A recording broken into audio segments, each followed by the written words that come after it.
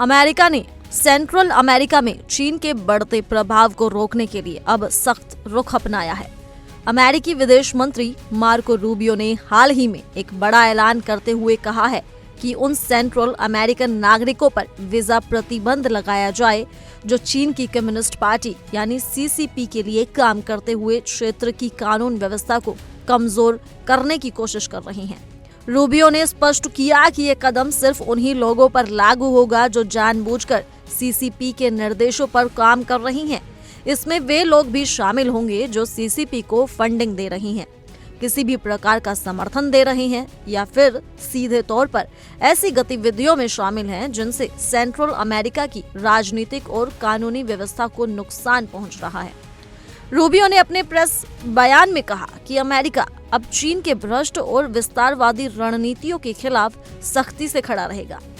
उनका कहना है कि चीन जिस तरह से सेंट्रल अमेरिका में प्रभाव जमाने की कोशिश कर रहा है वो क्षेत्र की स्थिरता और सुरक्षा के लिए खतरा बनता जा रहा है। इसलिए अमेरिका ने ये नीति अपनाई है जिसके तहत अब उन लोगों और उनके परिवारों पर वीजा प्रतिबंध लगाए जाएंगे जो सीसीपी के एजेंडे को आगे बढ़ा रही हैं। इन लोगों को सामान्य परिस्थितियों में अमेरिका में घुसने की अनुमति नहीं दी जाएगी। इस फैसले का मकसद सिर्फ राजनीतिक बयानबाजी नहीं बल्कि एक रणनीतिक प्रयास है ताकि सेंट्रल अमेरिका को विदेशी हस्तक्षेप से बचाया जा सके। ये कदम अमेरिका की राष्ट्रीय सुरक्षा और विदेश नीति के नजरिए से भी बहुत अहम माना जा रहा है।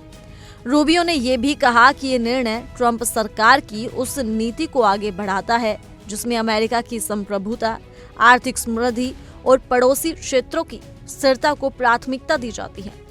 ट्रंप प्रशासन पहले भी चीन के बढ़ते वैश्विक प्रभाव को लेकर चिंतित रहा है और ये नया फैसला उसी दिशा में एक और ठोस कदम माना जा रहा है।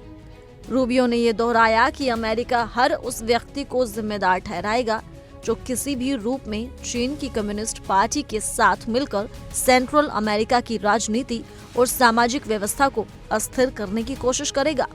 अपने बयान के अंत में रूबियो ने यह भी कहा कि अमेरिका अपने क्षेत्र की सुरक्षा, स्थायित्व और लोकतांत्रिक मूल्यों की रक्षा के लिए हर जरूरी कदम उठाएगा। इसके लिए जो भी संसाधन और नीतियां उपलब्ध होंगी उनका पूरी तरह से इस्तेमाल किया जाएगा ताकि चीन की दखलंदाजी को रोका जा सके।